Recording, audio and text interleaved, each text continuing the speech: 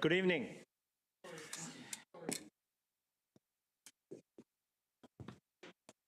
Welcome to regular City Council meeting, March 23rd, 2026.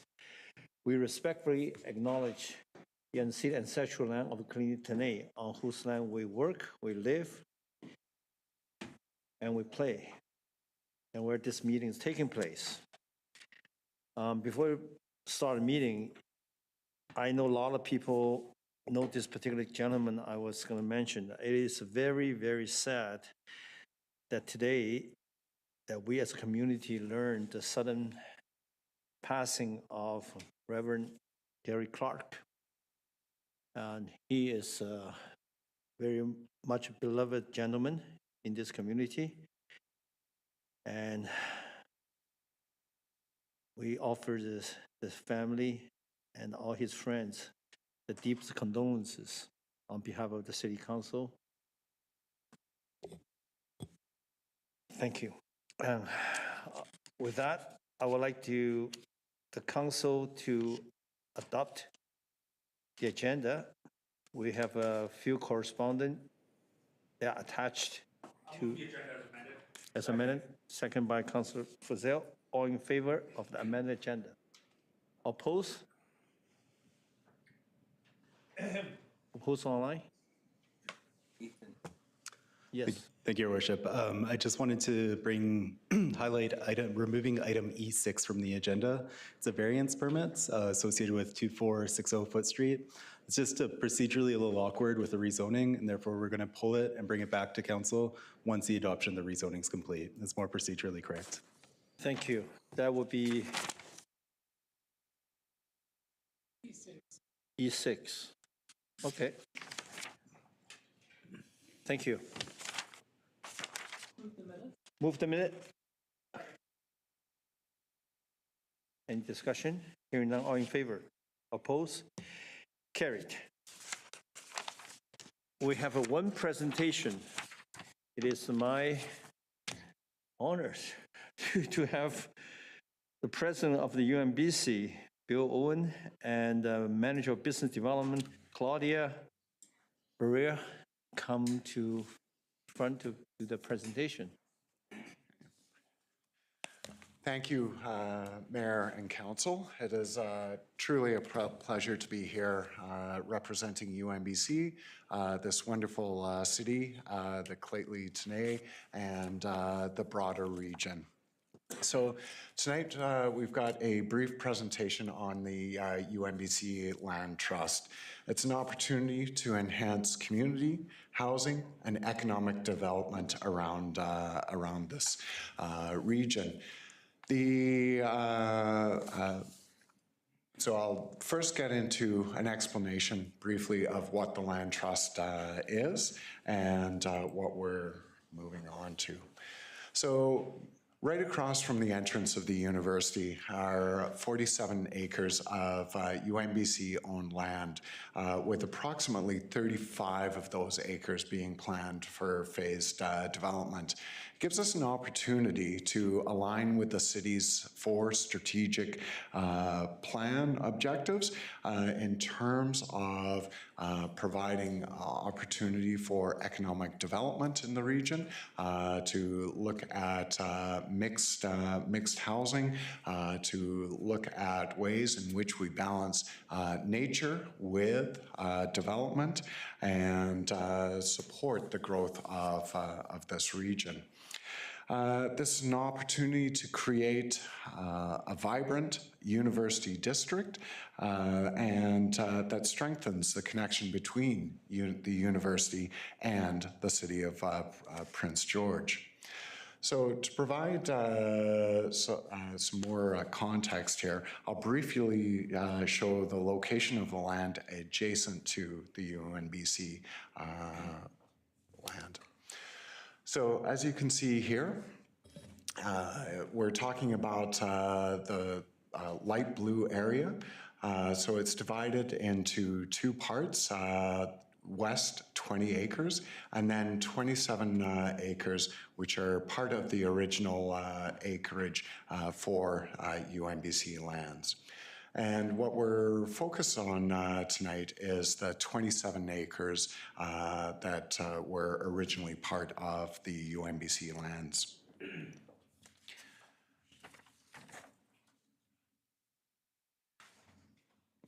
Because of this, you can see is right across from the entrance to the university. It's strategically located as well along one of the transit corridors for Prince George, and also a provincial transit hub center. So that provides lots of opportunity. As the city looks at expanding its healthcare infrastructure, supporting Northern Health, the development of the tower, for example, we're going to need more housing and more amenities to support our city. And this provides an opportunity for the future employees of Northern Health and for others to be co-located near the university, where they can have access to research lectures, they can have access to other amenities that the university affords. So the strategic location is one of the reasons why the Land Trust Initiative has the potential to support both the university and the much broader community of Prince George and outlying regions. So why is this important? The Land Trust is ultimately about ensuring that UNBC's lands contribute not only to the university, but to the long-term growth and vitality of the Prince George community and surrounding regions. So the land trust model allows us to develop in a sustainable manner over time, ensuring that these lands continue to benefit both the university and the community for generations. I also want to acknowledge that UNBC is located on the traditional unceded territory of the Lheidli T'enneh First Nation, and their collaboration and guidance throughout the process to date and into the future is key as it continues to evolve. So importantly, this initiative supports broader regional development.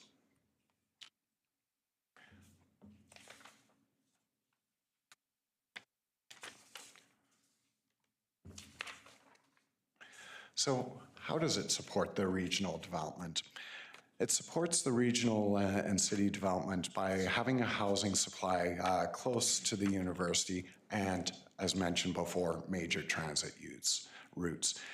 This site can help relieve pressure on the regional housing market, particularly for students and early career professionals. The development also creates opportunities for commercial services, for innovation and research partnerships, and new employment opportunities. By creating a university district similar to other cities, this project should help attract and retain students, professionals, and entrepreneurs in Northern BC. This initiative strengthens Prince George's role as an educational and innovation hub for Northern BC.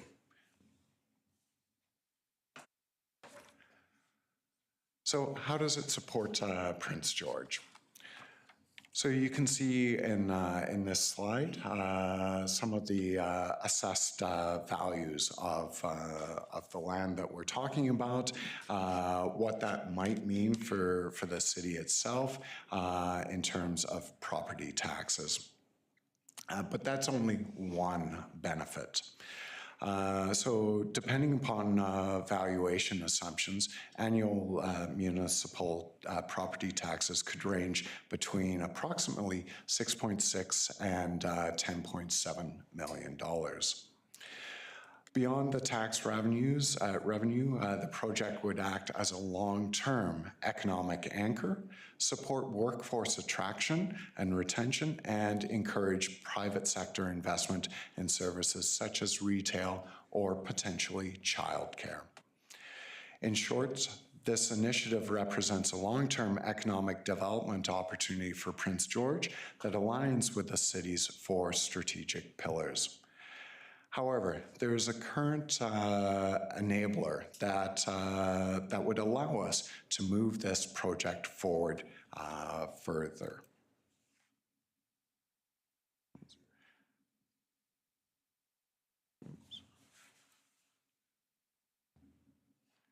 I'm used to a Mac. There we go. So the enabler. So currently, on 27 acres of land that I pointed out that's right across from the university, there's a reverter clause. Now, changes in consideration to that reverter clause would allow UNBC and the community to move forward. Currently, the reverter clause, as many of you will know, simply states that if the land is used for anything other than educational or academic purposes, the university would have to pay for that land.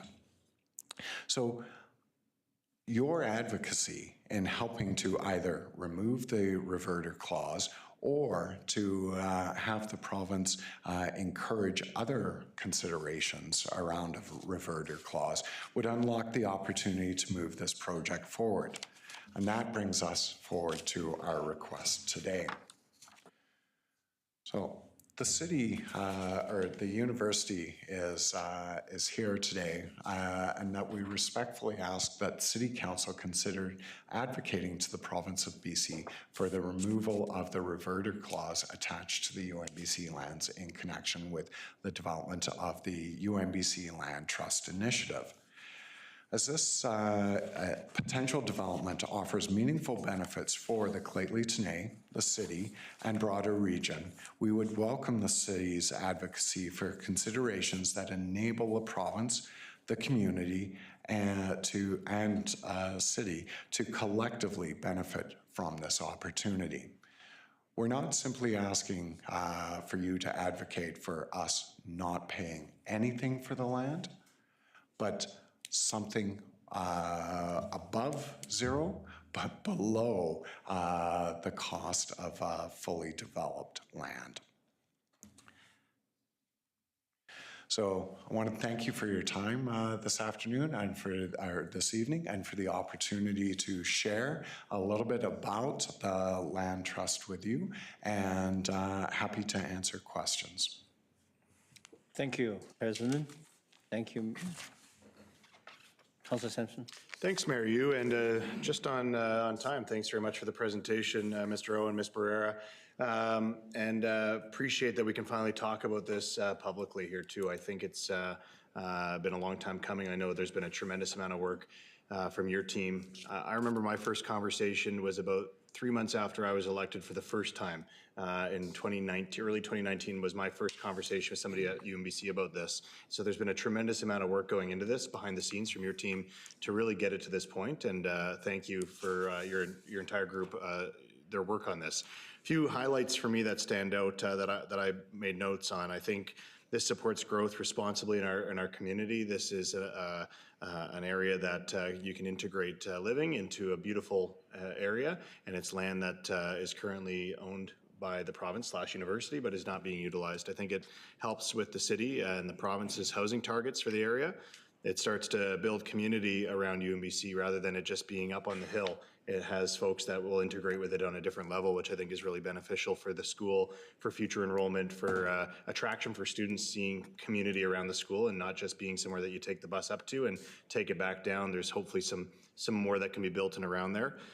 Selfishly, here at the city, it generates tax revenue for us, which I think is fantastic at any point, and new revenue, and most importantly, I think it helps, no, it definitely helps the university generate alternate revenues, being less reliant on those provincial subsidies or even those ebbs and flows of enrollment. As I know, it's, you know, right now you're seeing maybe the challenges of international students, and you know, in 5 years from now, it'll be something different that you're blessed with or challenged with enrollment. So the more you can insulate that, I think that's strengthening our university as being continuing to be that one of those core components of our community. I know when the university opened, that was a game changer for Prince George, and we want to see that stability there. So I'm going to move that we undertake that advocacy and that this be referred to Intergovernmental Affairs to continue work. I think we're well positioned to have those conversations at a, I guess we'll call it 30,000-foot level, encouraging government to look at where this has been done elsewhere. Kamloops has done something similar around TRU.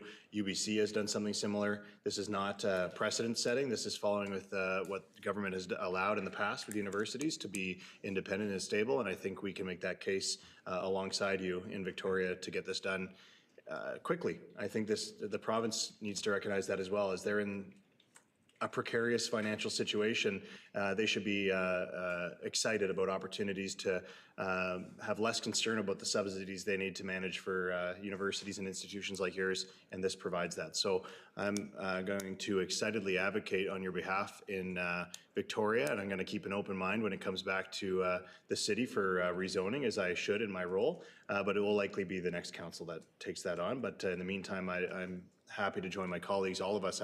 I think, I won't speak for anybody, but I think in excitement about advocating for this. So looking forward to those conversations, and can't thank you enough for the work you've put into this. I think it's a really exciting outlook. Thanks. Thank you. Thanks, Mario. Councillor Skeekin.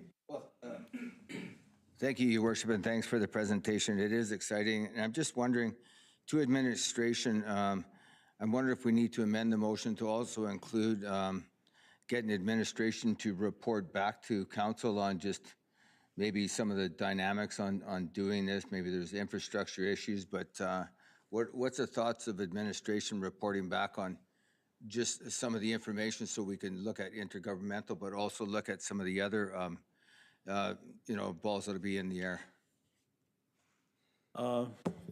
Maybe Ms. Babbage? Thank you, Your Worship.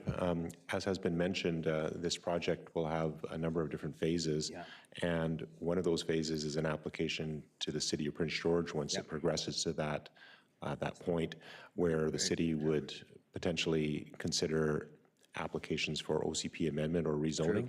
And Your Worship, at that juncture is when staff would report to council on the particulars of the development and any considerations that the city and council should take when responding to that application, Your Worship. Fair, and I also think, I guess, appreciate that, Mr. Babish, and by default, we'll be getting community feedback, but I do support it going to intergovernmental, see how that process unfolds, and I look forward to something coming back, when that happens, rezoning, whatever the case may be, so thank you. Thank you. Thank you. Councillor Ramsey. Thank you, Your Worship, and thank you to the presenters. I love hearing all the things that UNBC is doing since my time there. So this is a very exciting opportunity, and it's good to see the work that's been put in. When the province first identified UNBC with the transit-oriented area, it didn't really make a lot of sense. Why, of course, we would put it there. We know the requirements for the TOA and the 15-minute service and why UNBC was picked, but logically, there's nobody living there really except the residents. So to see that transit-oriented area, have potential deployment, I think is exciting. To see how this moves forward. I'm happy to support advocacy with my colleagues. I think that is really important to see what the province is willing to do with the reverter clause. I guess my question is really, Councillor Sampson asked my first question around whether or not other institutions had those reverter clauses removed and the precedent was set. So I appreciate that being asked. But I guess my other question is just what opportunities would exist potentially for mixed use development with educational programming spaces that perhaps might not require the reverter clause to be removed. So just wondering if you have thought about that and if you have a response. I can respond to that. So We are considering some of the projects, and one of the projects is student housing, having a partnership with a third party to develop student housing in the land trust for mature and family students. That's a market that is not covered here, and that will benefit a lot the community, not only for our students, but for other practicum students that are coming to the hospital to do their practicum. They have some challenges finding housing. The question here is, there's not enough projects and to develop with the university purposes that justify all the investment that we need to do in infrastructure to make sense of the land trust. So the land trust, we did some studies. To make sense, we need to develop 35 acres of the 47 acres. So we can find the right balance in terms of investment in infrastructure that is required, and then development of the rest of the land. No, thank you. I appreciate that added context. And so just looking at my notes, I think there's a great opportunity for joint advocacy, as my colleagues have already identified. I think there's many reasons why the province should do this, but I am only one opinion, so I will perhaps merge all of our opinions together and then, find as many friends and colleagues from other areas. I think even seeing our colleagues from across the province, especially in northern BC, perhaps consider issuing support for this would also be beneficial, because we know that UNBC isn't just serving the residents and the students here, but it's really providing a resource for the entire northern BC. So I think there's a great lot of work we can do together. So thank you. Thanks, Your Worship. Thank you, Councilor Ramsey. Councilor Frizzell. Thank you, Mayor Yu. First, I'll just declare that I am a sessional instructor at UNBC, but I've given thought and cannot see any real or material conflict of interest. President Dr. Owen, Ms. Barrera, and I think Dr. Whitcomb, Dr. Rader, Ms. Taylor, Dr. Miletus. There's a big contingent from UNBC here tonight. Thanks for showing the support here, because what you've presented gives us real opportunity, and I think it also shows the innovation that the provincial government was looking for. In the face of the international students not being able to come here the same way they did due to federal government choices, the provincial government challenged institutions to find alternate revenue sources. And what have you done? You've gone out to find an alternative revenue source. And it's one that checks all the boxes, that generates revenue, that provides the services you want, that's on the land. It sounds from presentations, great to get this out in the public eye as well, sounds from the presentations as if there's one stumbling block, and it's one you've come to us for help with. I'm glad to support referring this back to Intergovernmental Affairs. Timing is great. We're going on the next series of meetings with ministers down in Victoria shortly. So thank you for this. Any other items that we might have missed in this, Dr. Owen or Ms. Barrera? I think we have to remember that 16,000 signatories brought UNBC here. This is not just a UNBC project. This is a project that we feel supports the city, that supports the region, supports organizations like Northern Health, and importantly, the Claytley Tenay. So bringing those partnerships together really shows the spirit that UNBC was initiated with in terms of the petition, and is our way of giving back to the city. Thanks, and can you speak to support from the Claytley Tenay on this? Yeah, so we've had discussions with the Claytley Tenay late last fall or early last fall, and previously on this. Chief Darlene Logan had given us her support. We are going to be bringing this, because this is still in the concept phase, we will be having further discussions with her later on this month to think about how this could come to fruition. Excellent. Okay. Thank you. Thank you very much. I'll be supporting this. Thank you, Councilor Frizzell. Councilor Polillo. One of the benefits of speaking now is pretty much everything's been said. I will support referral to intergovernmental affairs.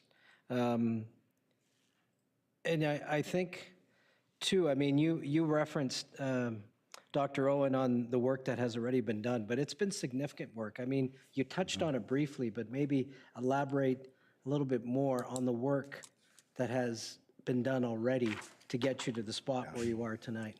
Yeah. So this goes back, I would say it goes back to even before 2019, when I was on the Board of Governors in 2008, discussions about the possibilities.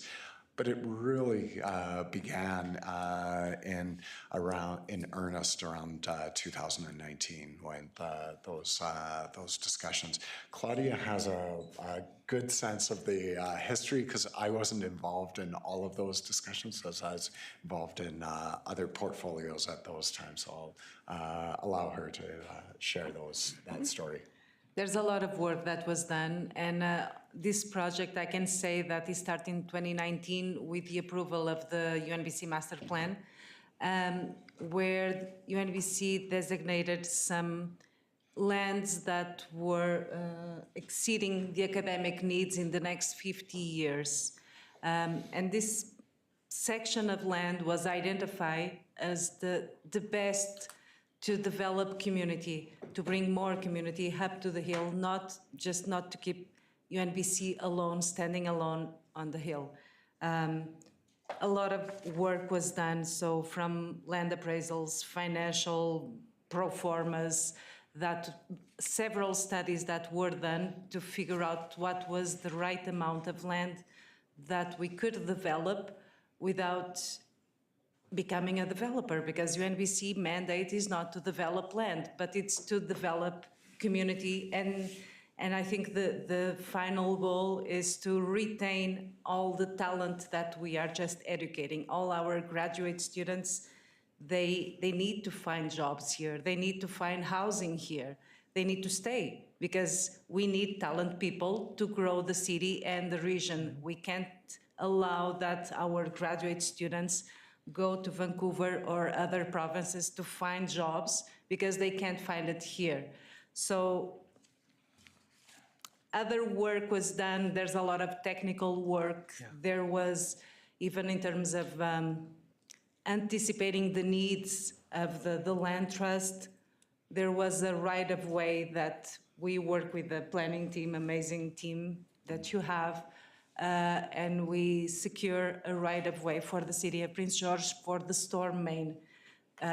We have environmental studies, geotechnical studies, financial studies, and ultimately we need to submit a business case to the province, and that's why we need letters of support from our partners to show that this is a good project.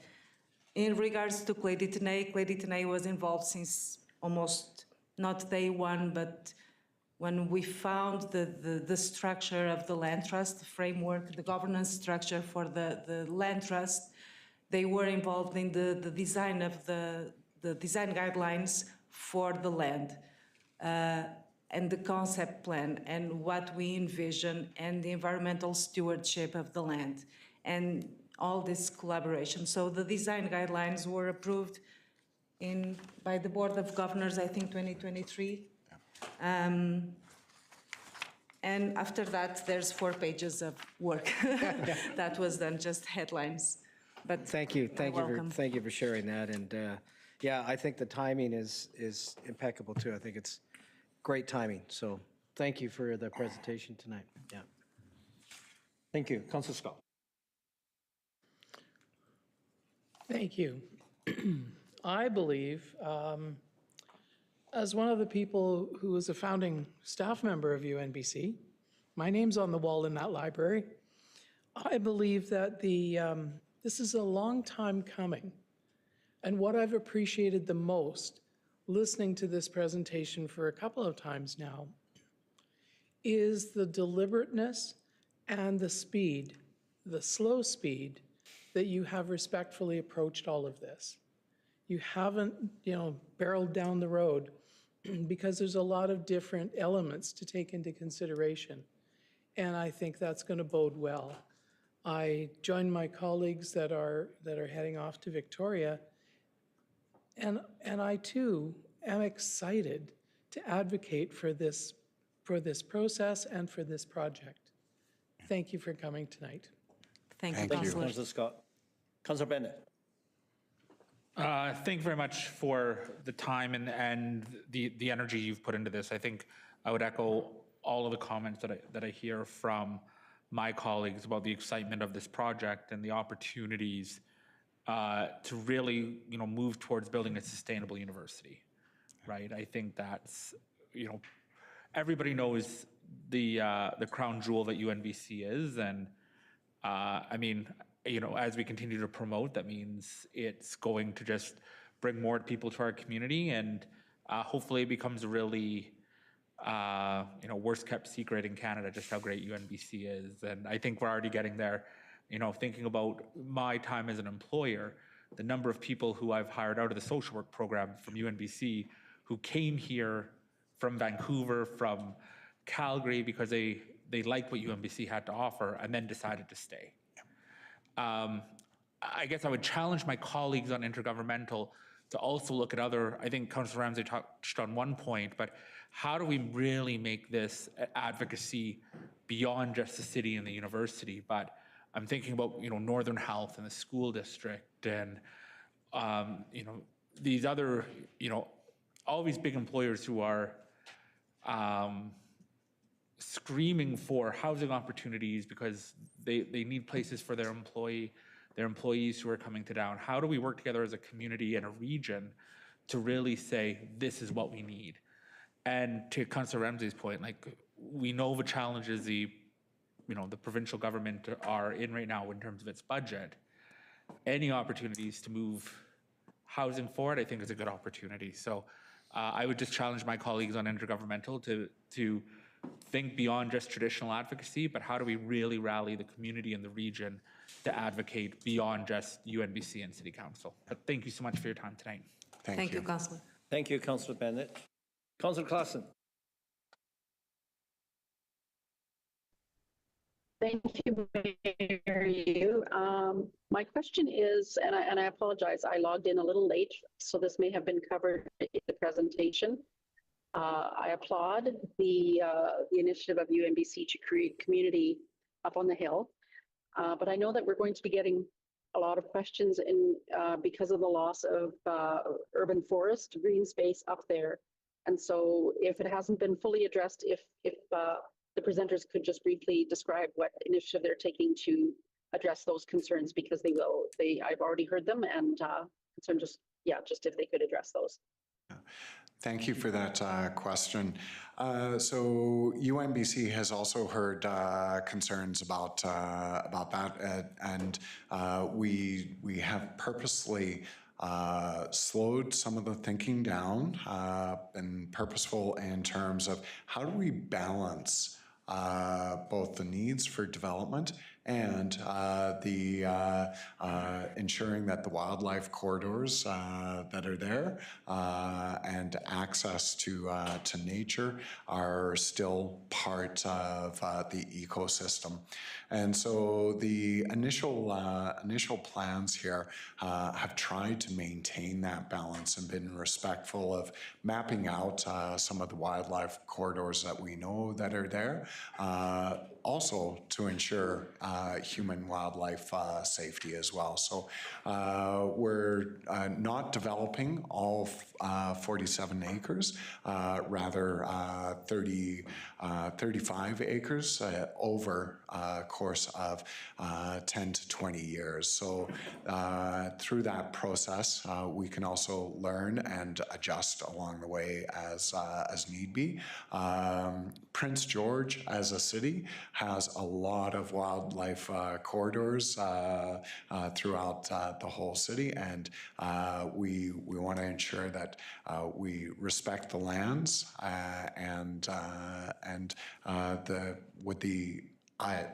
those ideals being brought into the design principles for this development. Thank you. Thank you. One further question. We get a lot of really great thoughts and thinking from UNBC staff, from your planning department, and I'm just wondering, have they been involved in any part of this, and will they be involved in the future? Can you repeat the question? Sorry, it was breaking. Sorry, just wondering, we've had great information come our way from UNBC planning students and staff. And so I'm just wondering what their role has been in this process so far and what it will be in the future. Thank you. Thank you for repeating. So we did several sessions of engagement, not only with the students, but with faculty and staff. We welcome and will be integrating faculty and students in the development of the land. So we have a concept plan, but it's not set in stone. It's a concept that will integrate trails and nature and development and housing and small retail services in the area, but we don't want to deforest the hill. We need to develop in a conscious manner, and we would like to, and we welcome, that's part of my phase 2 work, if the reverter is resolved, if we find a pathway for this, is to work with faculty and the students to, from the outdoor recreation program, from forestry. We have amazing faculty that can help us develop this project in a more conscious way.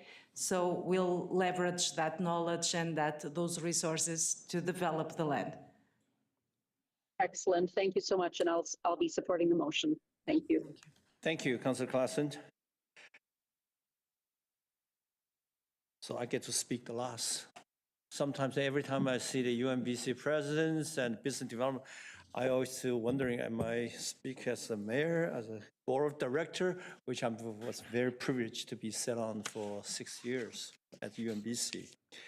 Glad to hear, first of all, that the president recognize this is not just a UNBC project.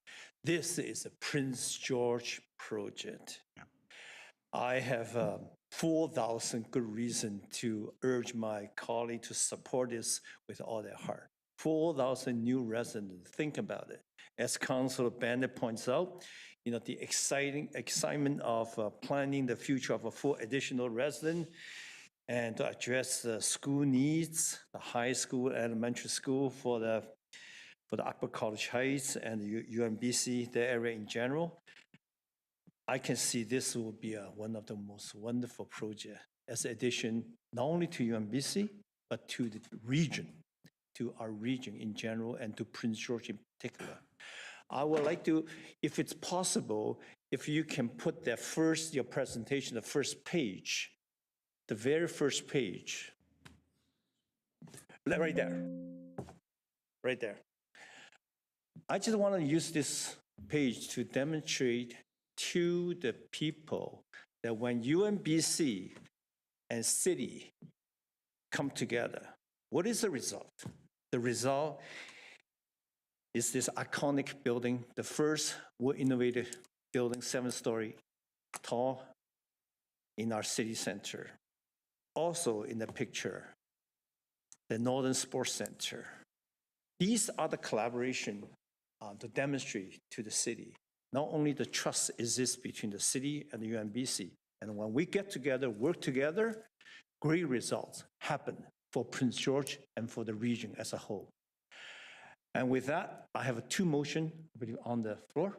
First one, I think is to refer this to intergovernmental for further advocacy. And if there's any coordination required from any other department, please, let us know, because we want to make sure this piece, when we go to Victoria, and we want to make sure that all the decision maker hear clearly and loudly from we as one people, the people of this region that we call UNBC, our most trusted partner. All in favor? Oppose?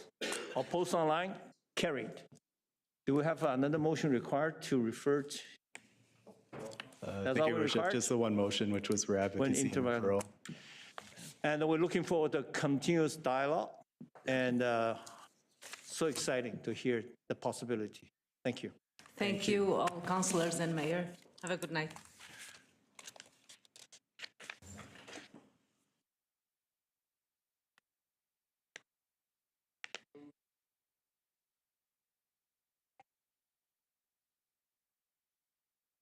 I think Councillor Frizzell would like to speak to the building permit. You read my mind. That's remarkable. Thank you. Through to Ms. Wozniak, from looking at these numbers, initially I would think that it's a fairly modest month up to the end of February, because we didn't see much in the multifamily side. Wondering if you could give any comment first to that. Thank you, Your Worship. Through to Councillor Frizzell. You're correct. The multifamily and duplex housing types didn't see any permits issued in February. That would reflect same as in 2025. But overall, the number of permits and values, both for the month and year to date, seem to be back on par with last year. So tracking with last year. And last year, if I remember right, by December, we had received our largest year ever for value of building permits? That's correct, Your Worship. Through to Mr. Babich, we've talked a lot about the impact that the construction of the acute care tower is going to have on Prince George, with estimates of $1.2, $1.6 billion, quintupling our largest year ever when that does happen. We also heard that many projects had been forsaken or stalled this year with the provincial budget. Have we got a good bead on what's happening with that critical acute care tower? Thank you, Your Worship. Your Worship, we understand from Northern Health that under this year's provincial budget, there's been no changes to the acute care tower project. So as far as we know, that project is on track as planned, Your Worship. Fantastic, and kudos to our colleagues on the regional district and the regional health district in particular for making sure that that was moving ahead at a rate that was the best possible for us. Thank you. Thank you. Councillor Sampson. Yeah, thanks, Mayor. Just to confirm, so there's no speculation, the project's on time for construction and on time for and on budget as of right now as well. We're informed by Northern Health. Thanks. Thank you. Just for the audience, Councillor Sampson also sits on the chair as a chair for the regional hospital board. Hospital. Yeah. Yes, Skin. Yeah. Councillor Skin.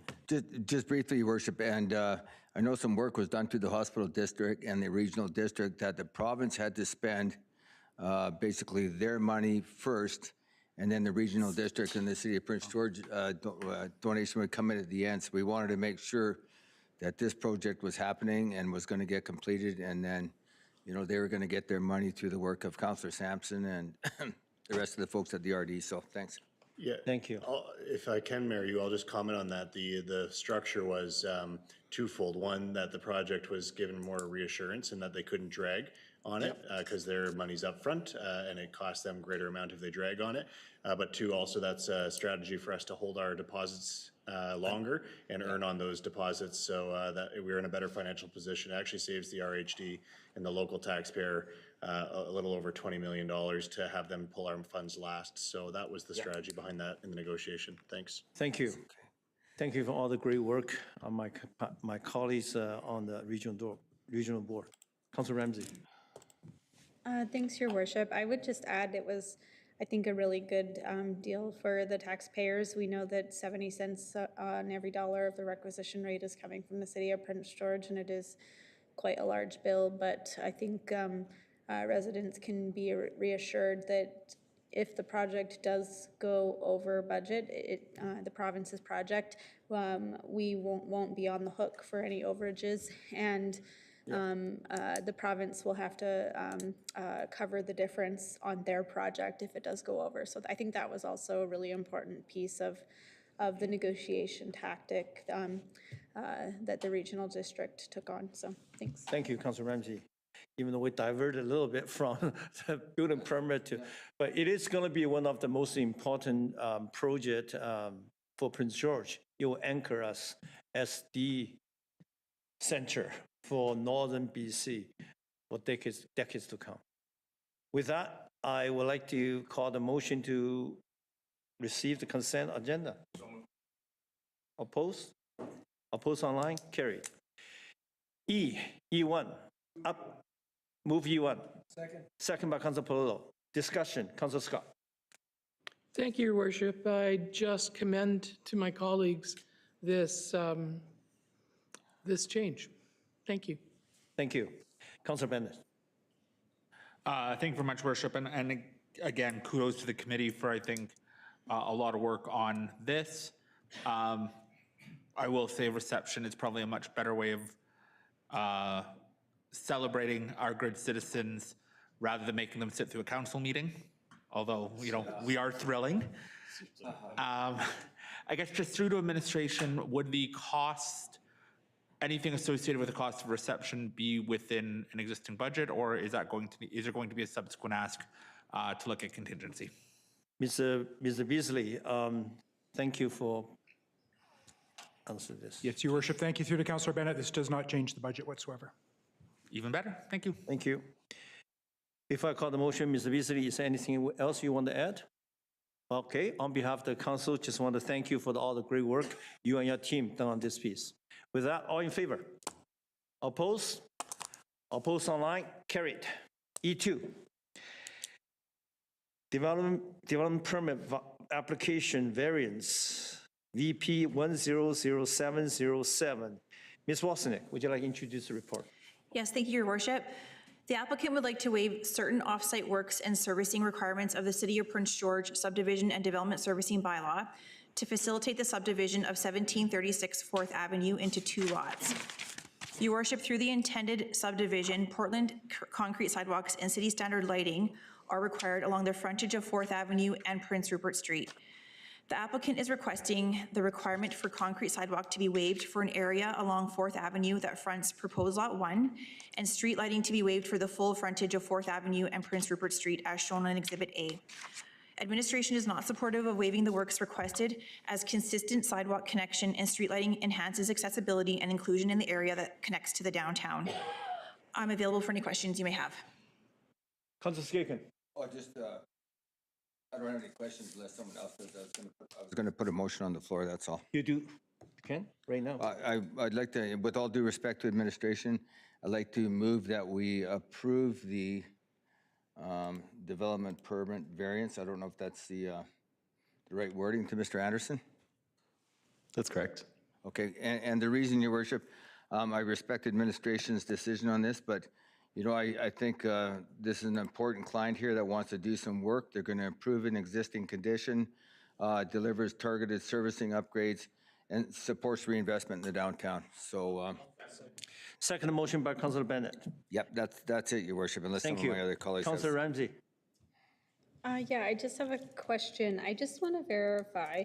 In the report, it says specifically the variance would waive the requirement to replace the existing asphalt sidewalk with a city standard 1.8 meter Portland cement concrete sidewalk. So I just want to be clear. The variance is to waive that requirement for the Portland cement concrete sidewalk and instead have an asphalt, or am I reading that backwards? Your Worship, through to Councillor Ramsey, apologies. Right now, along the 4th Avenue and Prince Rupert Street are existing asphalt sidewalk. which doesn't meet the standard outlined in the subdivision development servicing bylaw. So the requirement through the subdivision is to upgrade those frontages to concrete or Portland concrete sidewalk.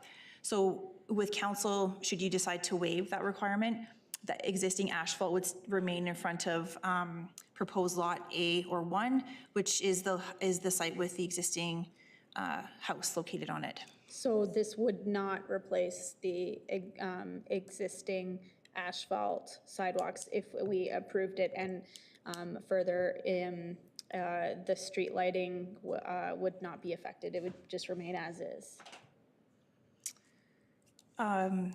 Sorry, Your Worship, through to Councillor Ramsey, if council supports the motion on the floor right now, which is to support waiving, it means asphalt sidewalks as they exist right now stay, and no additional lighting would be required.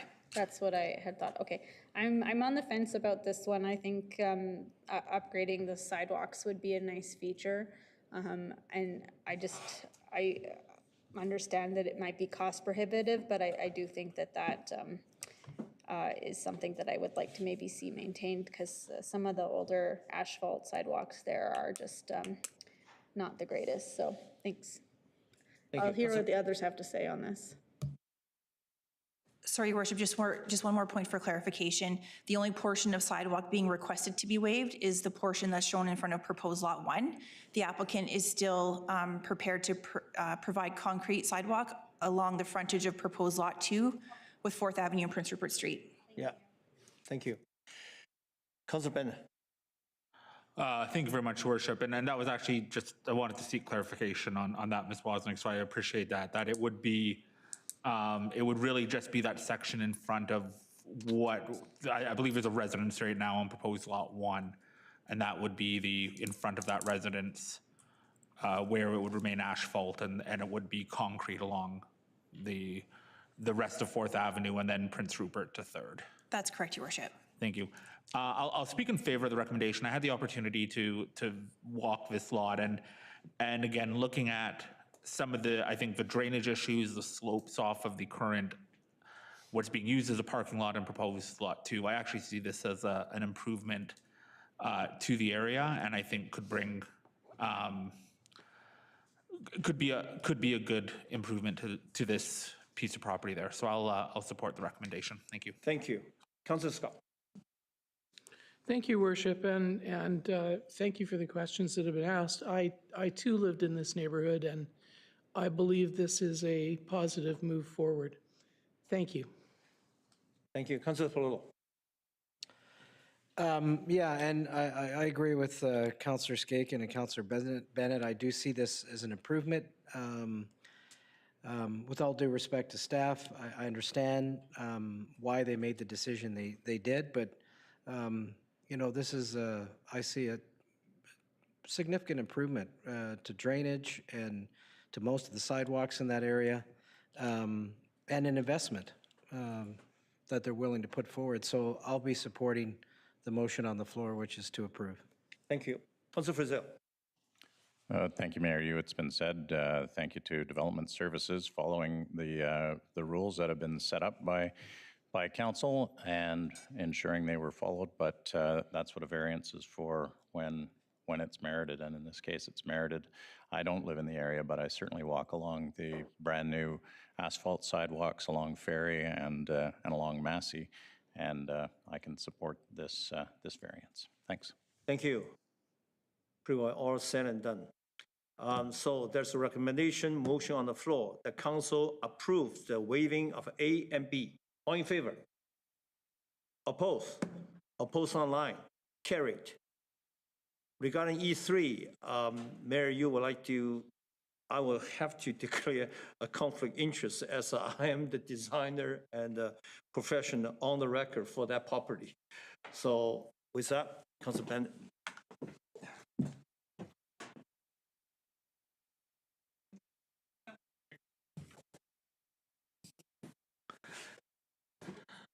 Okay, so I will get everyone to take their attention to the item in front of it. Ms. Wozniak, if you wish to open, please. Thank you, Acting Mayor. In order to facilitate the subdivision of an existing duplex building on the property located at 6959 Southridge Avenue and 3444 St. Francis Crescent, the applicant is seeking 2 variances to the zoning bylaw. The property is a corner lot zoned RT1 2-unit residential, which requires a minimum front yard setback of 4.5 meters and a minimum rear yard setback of 6 meters. The proposed subdivision would result in the front property line for each new lot to be located along Southridge Avenue. This has led to the requested variance to the minimum front yard setback being reduced from 4.5 meters to 3.78 meters for proposed Lot A, and the rear yard setback being reduced from 6 meters to 2 meters for the proposed Lot B.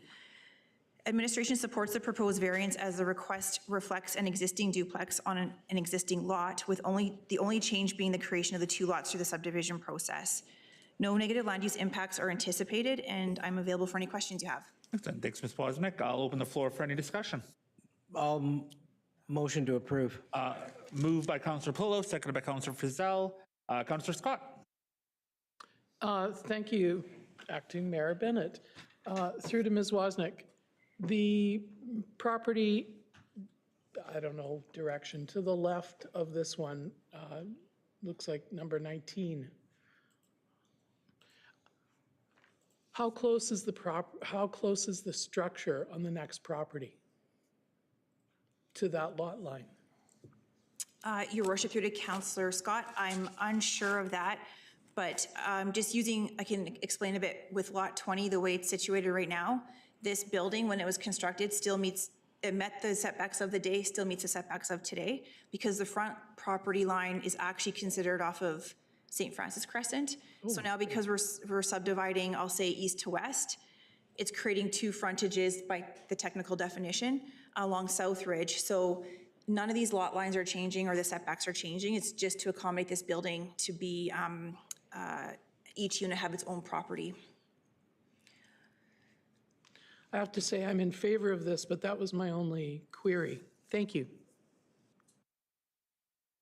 Thank you. I have no one else on the speakers list, so can I just ask administration to put the motion back on the screen? Perfect. Thank you. It's been moved and seconded. I'll call the question. All those in favor? Opposed? Opposed online? Motion is carried. And that was quick and easy. We'll move on to the next one when Mayor Hughes back.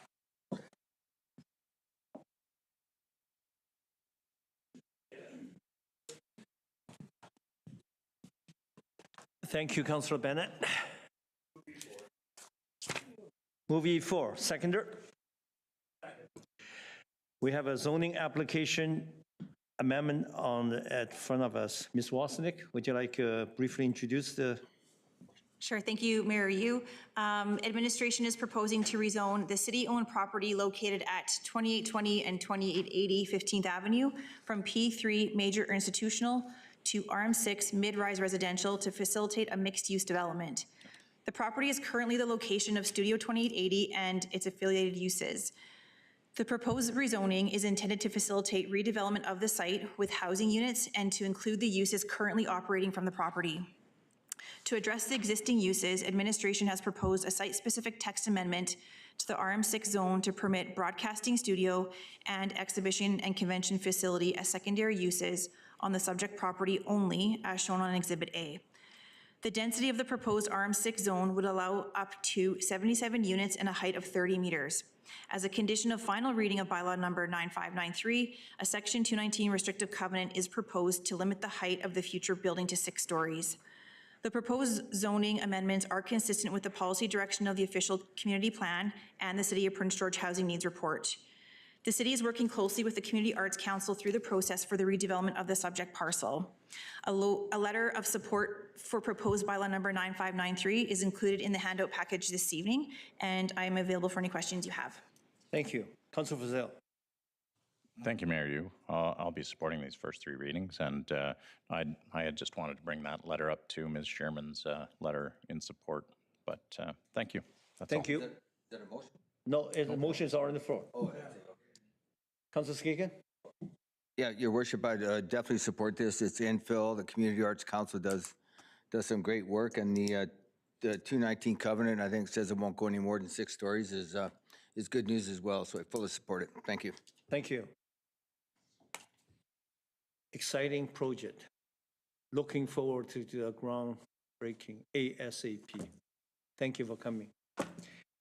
Recommendation number 1, all in favor? Oppose? Oppose online? Carry. Move 2, Councilor Sampson, supported by Councilor Fazell. All in favor, number 2. Oppose? Oppose online? Carried. Thank you. E5. Zoning bylaw amendment application number REZ 100A65. Ms. Wasnick, would you like to introduce the report?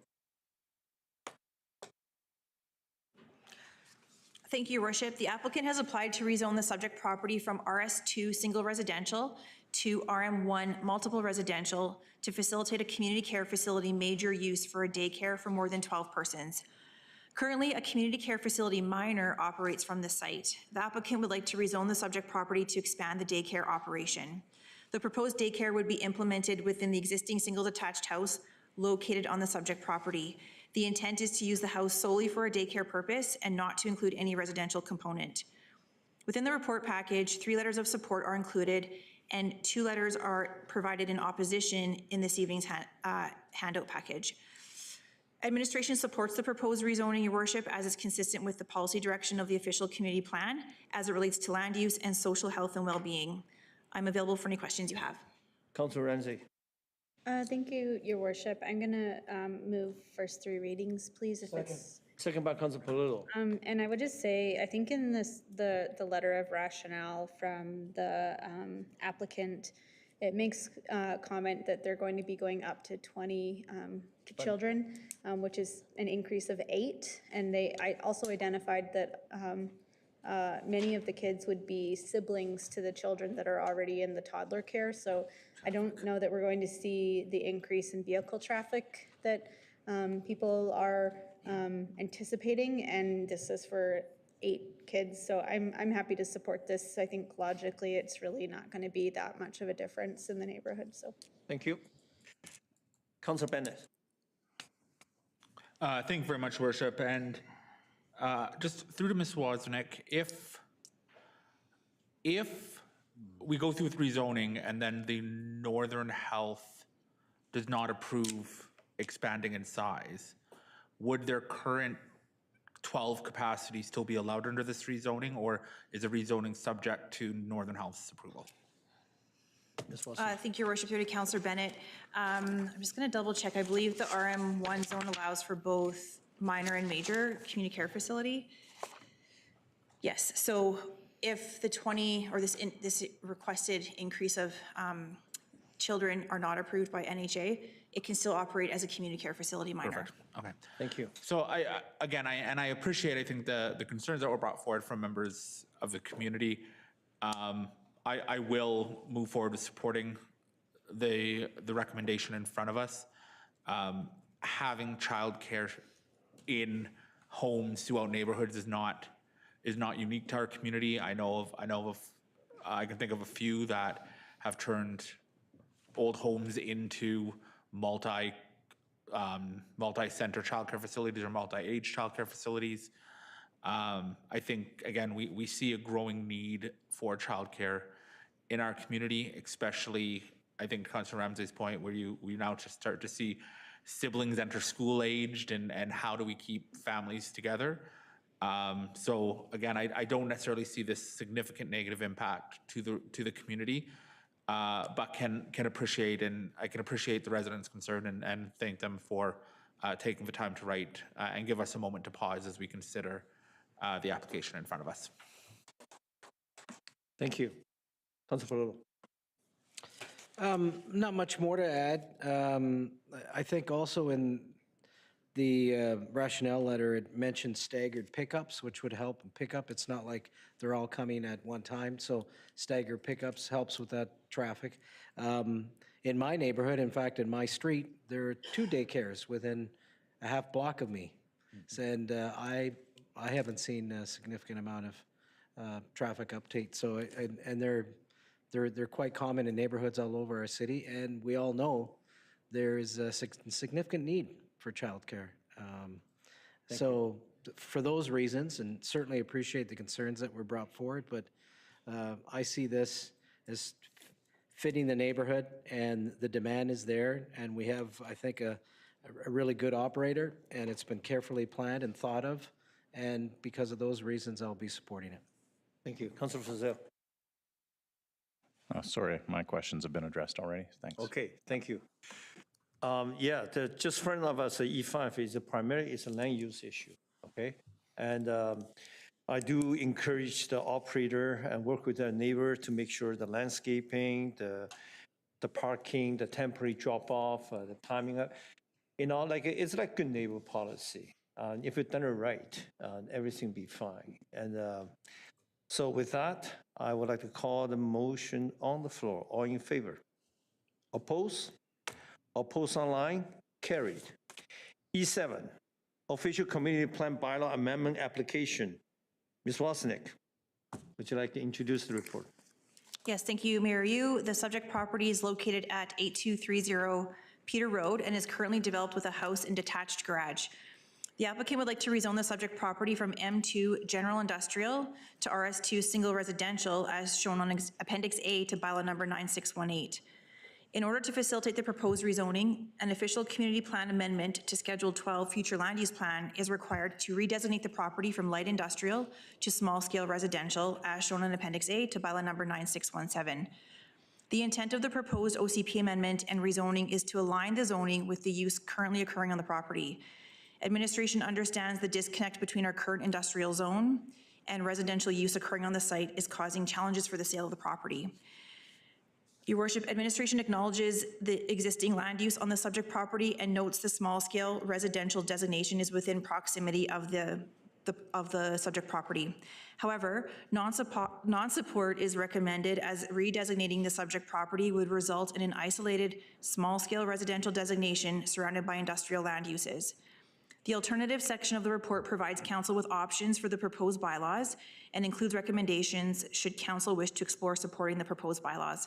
I am happy to answer any questions you have. Thank you. Councilor Ramsey.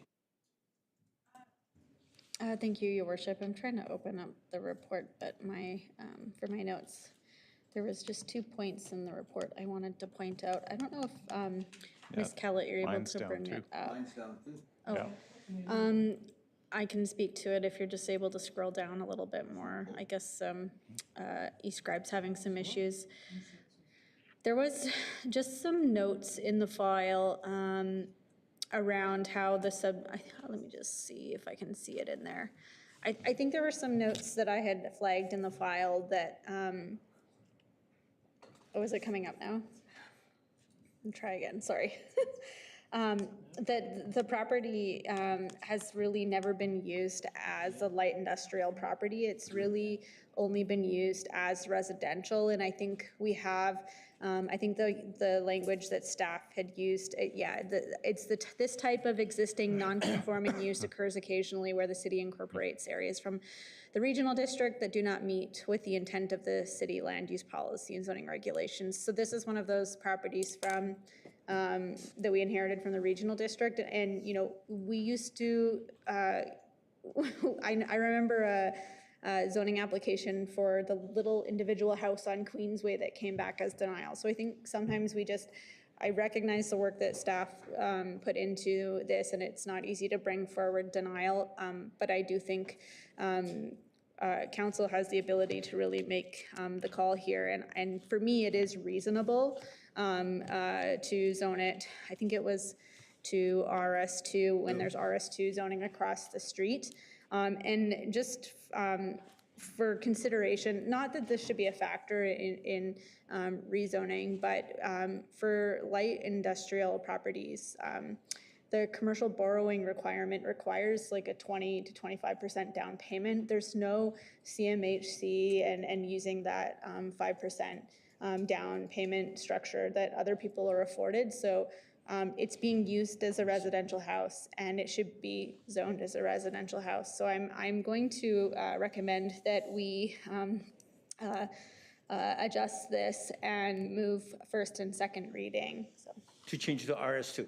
yes, that council approves first and second reading. Your worship, in order to do readings on the bylaw, we have them under the alternative options because we have about 8 different recommendations that have to go through. Yeah, sorry, I just couldn't pull the report up. So whatever the alternative recommendations are for approving this. Thank you. Do I have a seconder? I'll second. Seconded by Councilor Polillo. Your worship, those will be separate motions, so one at a Yeah, time. I understand. Yeah. I must agree with Councilor Ramsey. It is one of these things, as a city, when we expand our boundary, through many different times, there are pockets of lands that, the people, this particular property in particular, they always has been used as a residential. It will be very difficult for the present owner right now, under the M2 zoning, to conform to some of the insurance policies and to whatnot. So with that, I think I urge the council to support Councilor Ramsey's motion on the floor. I see no further recommendation, no speaker. All in favor? Oppose? Oppose online, carried. Move 2. Second by Councilor Skaken. All in favor, 2. Oppose? Carried. Move 2nd. All in favor? Oppose online? Carried. 4. Second. Second by Councilor Scott. All in favor, 4. Oppose online? Carried. 5. Second by Councilor Ramsey. All in favor? Oppose online? Carried. 6. Second by Councilor Polillo. All in favor? Oppose online? Carried. 7. Move 7, Councilor Frizzell. Second by Councilor Polillo. All in favor? Oppose online? Carried. 8. Second by Councilor Sampson. All in favor? Oppose online? Carried. Thank you. E8. Move E8. Second. Ms. Wasnick, would you like to briefly introduce the report? Yes, Your Worship, thank you. The applicant representing TELUS Communications is seeking concurrence from the City of Prince George for the installation of a 42-meter monopole tower and ancillary equipment on the southeast portion of the subject property located at 8431 Peter Road. Wireless communications are federally regulated by Innovation, Science and Economic Development Canada under the Radio Communications Act. Although the installation of the tower is ultimately determined under federal regulations, municipalities are included in the review of the proposed location of the tower. Your Worship, administration does not have any concern with the location of the tower as it's consistent with the zoning bylaw and is not expected to cause any negative land use impacts. I'm available for any questions you have. Seeing no question, all in favor? Oppose? Councilor Skaken. Would you want to speak to this? No. Oppose online? All in favor? Yeah, I think I have to say, I assume she's there. Councillor Clausen is still on Zoom. Yeah, thank you. E9, Committee of the Whole decision, March 3rd. Ms. Anderson, would you like to introduce? Thank you, Your Worship. The report represents the decisions that were made at the Committee of the Whole meeting, and we are looking for council to adopt those decisions. Second by Councilor Frizzell. Discussion. Councilor Bennett. Thank you very much, Worship. I had the opportunity to chair the Committee of the Whole and just want to thank Council for good conversation and debate that led to the recommendations coming here today. Thank you. Councilor Skaken. Just to build on that, Your Worship, I also wanted to thank Mr. Beasley and his staff for all the work that they've done on these. I mean, we've really dumped a lot on them, and they've worked hard, and I think kudos to them. So thanks again. Thank you. Councillor Sampson. Yeah, thanks, Mayor. You're not to pile on, but Ms. Paulson and Ms. Brown have put a tremendous amount of work into rebuilding how we execute our grants programs, and have really appreciated the opportunity for council to work on that and see that work happen step by step. And I thought this last meeting was productive, and looking forward to seeing the next step as well. Thank you. Thank you. Councillor Ramsey. Thank you, Your Worship. I just wanted to share my thanks to my colleagues for the good work at Committee of the Whole. I unfortunately wasn't able to be there as I was at FCM board meetings, and out of town. So thank you to my colleagues, all good decisions. And I did want to just maybe put in a plug that, the city of Prince George has these grants. They provide a lot of important nonprofits in our community with resources. There's also regional district cultural services awards for up to $10,000 that are with the application intake until April 1st, and which nonprofits within the city can still apply for that. So there's a secondary grant stream there through the regional district, I'll be looking at those sometime after that date on the regional district side, where I am the vice chair for that committee. So thank you. Thank you. I also really appreciate the staff working on this actually it's a very difficult file. Having said that, I only wish that we as a city, we got a little bit more to give. Perhaps 1 0 or 2 0 missing. But hopefully in years ahead, decades ahead, we can build up more funds to increase this program. With that, all in favor? Oppose? Oppose online?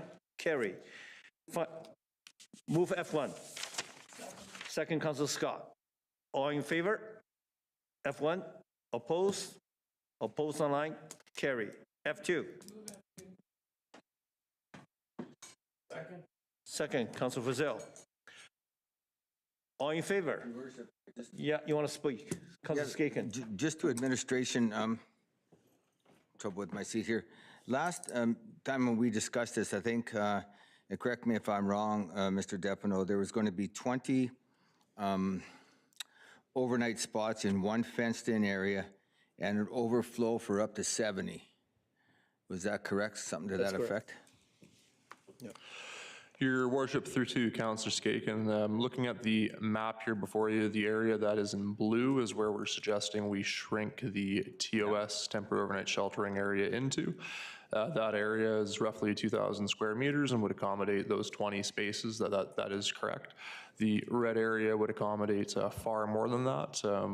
The calculation that's being quoted, I believe that number comes from the deficiency in shelter spaces in the community compared to the point-in-time homeless counts. And so the red area would likely accommodate more folks, but yes, the primary interest is establishing a smaller TOS area, roughly 20 folks in the blue site.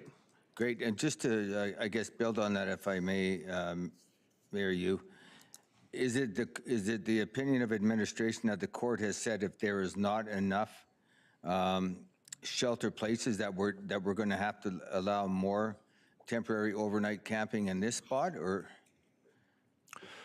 The bylaw amendment that's before you has been informed by legal advice, and so certainly there were comments in the previous court cases that suggest there's room for improvement in the system of supports for those who are unsheltered in our communities. What's before you here is being drafted by administration with the support of legal advice, and largely, like I say, things like the point-in-time homeless count that show more than 200 folks claiming absolute poverty in the community with no fixed address go into designating the type of space you have before you. Functionally speaking, if there is not a need for that overflow area, we would have just the blue area operated. It's fully fenced and gated separate from the red space, and it would be our aim to keep it as such and to work with housing providers to manage that overflow in the shelter system and otherwise. But having a designated site, should capacity require such a thing, is a clear step on what would happen if we find ourselves in those circumstances where the need is greater than what can be accommodated. I think, Your Worship, 20 is lots. I know they're going to be contained, but my concern is that we will not have the staff and whatever else it takes to maintain the overflow? And you know, they're saying if we build it, they will come or whatever. I mean, once folks know that they can go there overnight, my concern is that they might get entrenched or feel that, you know, they're allowed to stay there as long as they can. And then next thing you know, we have staff getting into confrontations and things like that. And I just think it's a pretty difficult position to you put our own folks in. So what kind of, I guess, assurances, and I think I brought it up before, Your Worship, to administration, will there be that if anybody camps in outside the 20-person spot, that those folks are going to be expected to move the next morning, things like that? Your Worship, through to Councillor Skaken, so those concerns are certainly shared. I think the thing that I would hinge some of this on is that now, since the August decision of Justice Elwood, we've largely been able to enforce your Parks and Open Spaces bylaw and make use of a TOS site similar to other parts of the province. That wasn't the case before that August decision. Previous legal direction was that folks were able to remain entrenched on this site and that we could not decamp individuals. In August, that changed. And so today, there is not a entrenched population in this area. I know there's a lot of confusion in the community, a lot of questions on how this works and what the legal framework is. But entrenchment has been prevented from that August period through to today's date. Individuals are arriving on site and making use of it in those evening hours, and bylaw staff are opening and closing the gates daily and assisting folks in departing the site, and that is how we intend to run the space going forward per your bylaw. Great, thank you. And just, I was reading online today, 2 people were shot down there today? In the vicinity, was it? That's right, Your Worship. Through to Councillor Skaken, there's a trailer that is in the center of the red area on this map.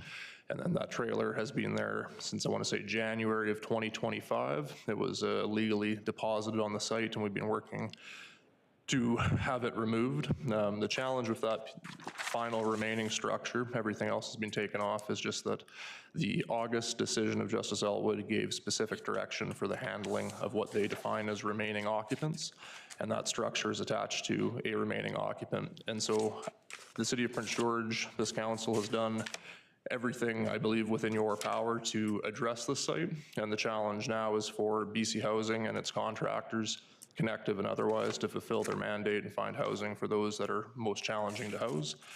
There's a gentleman who is challenging to house, and we are working with them to find alternate shelter, but at this time, they reside in that trailer, and it continues to be a magnet for problematic activity, such as what you mentioned last night, there's a shooting that involved 2 individuals being wounded. I hate to go on, Your Worship, but I know at one point, I think last time around, I think Councillor Sampson touched on it about, you know, surveying the residents. And I'm just wondering, someone else could just pull their trailer down there? There's gates right now, aren't there, to prevent any more trailers going in? Your Worship, through to Councillor Skaken, so there are a series of gates on the site, and we open and close those as required, whether it's the legal framework for that remaining occupant or management of the TOS site. There are also cattle-style gates that have been installed to allow foot traffic without having vehicle traffic enter the site. And more specifically to your question, if somebody were to show up on any of your public lands and deposit a trailer, we would take bylaw action against them. We'd have that removed. In this case, it's the specific previous court directions that are causing that trailer to remain in place at this time. Great. I'd like to, you know, talk about the court decision, but I won't. But it's just, it's so unfortunate that the position we have been put in as a local government to not be able to really control what's going on in our own backyard. And someone can say, you know, there's no housing.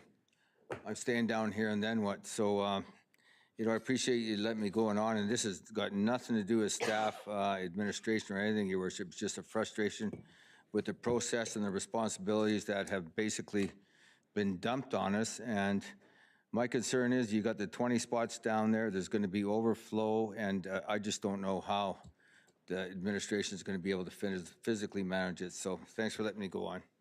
Thank you, Councillor Skaken. Councillor Bennett. Thank you very much, and thank you, Councillor Skaken, for I think the points he's made and to echo the concerns that I know we're hearing from residents and businesses down there. Just one question through to administration, and recognizing there may not be an answer tonight. I'm looking at the letter from Ms. Maurice Klein that's in tonight's agenda package. I also know we have received some other emails over the last couple of days. One of the concerns that seemed to be a common thread between them all is around the potential, I think as we're heading into fire season and the risk of fire. I'm just wondering if there are going to be specific limitations within the temporary overnight shelter area regarding burning, and if there's mitigating factors we can put in place to put the minds of ease of the residents in and around the area. Mr. Devenoff. Thank you, Your Worship. Through to Councillor Bennett. There are two things related to fire risk that I think I would like to highlight. The first is that through your Parks and Open Spaces bylaw and things like your clean air bylaw, fire is prohibited, and now that we are able to enforce our bylaws on this site, that would be enacted on. And so folks have attempted to light warming fires or otherwise in recent days, and bylaw has immediately worked to correct that behavior on the site. And so there is certainly no plan for open burning to be permitted in the TOS area. Folks have shelter opportunities and other spaces in the housing continuum that they could avail themselves to.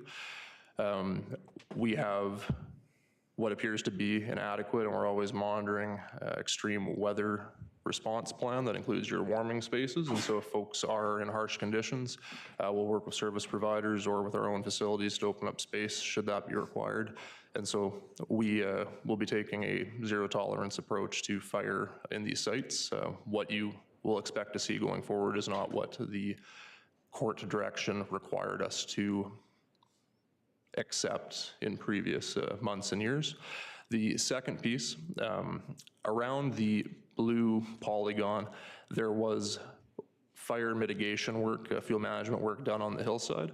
And so that area has a lower fire risk. It has a buffer around the fence along the toe of the hill, and the rest of the area does not at this time. And so concentrating the TOS area into the blue space, shutting down access in almost all scenarios to the red area seems to be a prudent response in terms of that fire risk.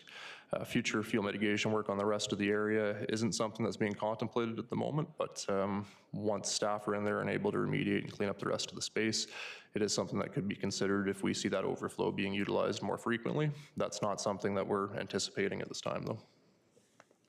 Excellent. Thank you very much. Thank you, Mr. Devenoff. Before I take the vote on this, I just want to remind the public, before this council, that we had two very large encampments. Today, with the effort of this team and administration, today we don't have an active encampment. I do believe, that the part of the court order is we do have to have an overnight place. It may not be the best ideal location. I'm share the concern that Councilor Skaken has brought forward, but we need to pivot until such time that there is an overflow. So far, we have not seen a huge amount of activity within the blue zone. So hopefully, with the adequate housing supply, we can mitigate the situation throughout the city in the most effective way. All favor of recommendation number 2? Oppose? Carried. Thank you.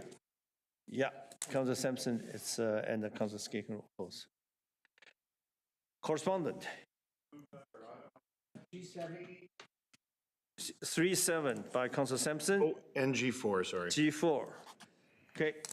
G3, Councilor Sampson. Yeah, thanks, Mayor. I'm just going to move that we provide a letter of support for the City of Dawson Creek's resolution on improved access to publicly funded mental health services. I think it would support, it speaks to a lot of the challenges we're having here and is reflective of that and would support alleviating the pressures that local governments are taking on.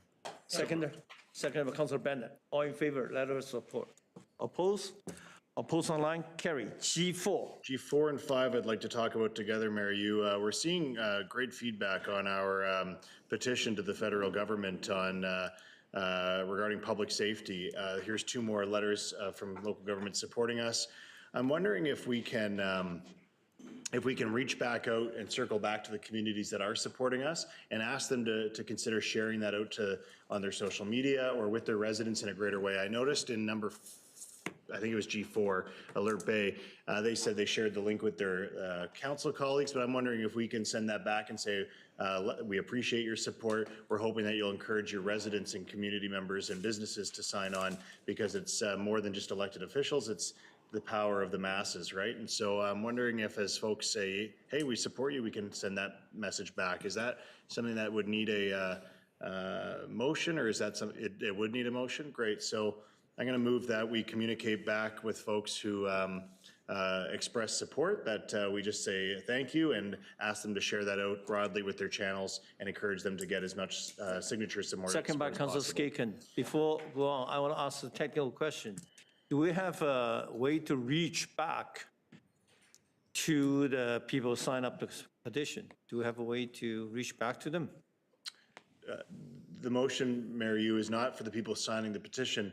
We've sent letters to communities. In this case, 2 have just wrote back, Alert Bay and 100 Miles, saying we support you generally, but we would just say thank you for your support. I see. Please make sure you share that message out in whatever means you can manage. Okay, not to the petitioner, sign just to the community. That's only. right. Okay, thank you.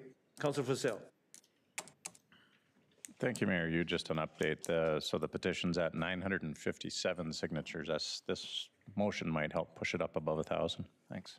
Okay. Councilor Polillo. What is the deadline for petitions? It's coming up here, isn't it, in the next couple weeks? Much Thursday, yeah. So we got 4 days. So Final push. Can staff act on this motion right away, or else? I know, but I'm just. Your worship, I believe it would just be an email to the communities that have supported us, yeah. so that Okay. shouldn't Not take too much time, your worship. Yep. Not onerous? Okay, fair enough. Thank you. Fair. All in favor? Oppose? Oppose online? Carry. G7. Move G7. Move G7. Second by Councilor Polillo. All in favor? Okay. Oppose? Oppose online? Carry. G6. Thank you, Your Worship. So on G6, I just wanted to speak to Puskupi's resolution on the fee simple property rights. I think this is going to become spoken about quite a lot across the province. I did want to maybe add comment that UBCM has filed for intervener status on the Cowichan Tribe's decision. And so there is the question of fee simple title and how that impacts our residents. And so just maybe for council's consideration of each of us individually supporting this at NCLGA when it does come to the floor for the resolutions debate. So thank you. Thank you, Councilor Ramsey. Councilor Sampson? After the motion. I don't have no motion anymore. I just need to. Then my apologies, Mayor. I meant to jump in on G2 as well. We have concerns from folks in the Miller Edition regarding the overnight shelter, and I think, I've been consistent. I voted no. Yeah. However, I recognize that this is where our temporary overnight sheltering is taking place, and I want to emphasize that my no vote was based on certain components, but understanding that we have to provide something like this in our community. And it is different than what we've seen. It's not an entrenched encampment. It will not become an entrenched encampment. So I'm wondering, through to perhaps Mr. Depineau, an idea I had thought of the other day was, how do we better communicate with the residents of the Miller Edition and the businesses east of Queensway to give them a better understanding of what this actually looks like now? They've put up with a lot over the years. It has shifted and changed. So how do we step up the communication, be it a letter, a flyer, to share with them what the differences are from what they've seen in the past and what they can expect and what the expectations should be going forward. So perhaps to Mr. Depineau, how can we better, my thought was perhaps we send a letter or distribute a flyer to those homes and businesses, but I do think that increased communication there and understanding would be beneficial. Thank you, Your Worship. Through to Councillor Sampson, staff have had a chance to contemplate what kind of communication might be appropriate following tonight's adoption of the amended bylaw, should that occur. We do find that the cost of a address named mail delivery is fairly significant, and so we would recommend that a flyer campaign be directed if that's something that you're interested in. Previous letters to this area, this space in the Miller Addition and those businesses to the east of Queensway are roughly 1,300 addresses, and we believe we could have a fairly cost-efficient flyer campaign if that was directed. Great, so moved. Second. Thank you, by the way, Mr. Depineau. Second. Yeah, Councillor Scott. Thank you, Your Worship. I have a larger concern. I think that the worry within our residents goes far beyond the Miller Addition. And I'm trying to figure out how we can also communicate with the rest of the city. Thank you. Thank you, Councillor Scott, for the comment. I want just to follow the train of discussion here. We have passed the resolution. The blue zone now will be designated as overnight shelter area. Having said that, for the last few months, few weeks, I've been driving by there almost daily basis. Every time before I come to the city, I usually drive there, just take a look to see if, so far there's no action there, and there's just nobody there. So when we address the letter, we must take that fact into consideration. Just say, today we have the council, we made a decision, this blue zone, it is the temporary overnight area for the city, designated. And we will be actively monitor the situation there almost on the hourly basis by our staff and by my mayor myself. And we will assure if there's any issue arises that affect them in such a negative way, we'll pivot from there. But as Councilor Scott has mentioned, we have a problem in other area of the city as well. We must address them as a whole. Councilor Polillo. Definitely in support of the flyer campaign. But I think our great communications team can do a broader piece. You know, I know in the past they've done fact checks, and I know they can do other stuff like that to get the word out now that it's passed. So I think between what the communications team can hopefully put out here in the next couple weeks, or, you know, in the weeks to come as things warm up, along with the flyer campaign, I think that addresses both, you know, Councillor Sampson's concerns and Councillor Scott's concerns. I think we can do both. Thank you. Perhaps those flyer campaign also can address and celebrate some of our success as a city to address this very, very difficult social issue. With that, all in favor of communicating to the Miller Addition and beyond? Oppose? Oppose online? Carried. I need an adoption. Move receipt of correspondence. Thank you. Second by Councilor Polillo. Your Worship, I just wanted to flag the handout package as well, if there was anything in there that council wanted to deal with. Oh, G8.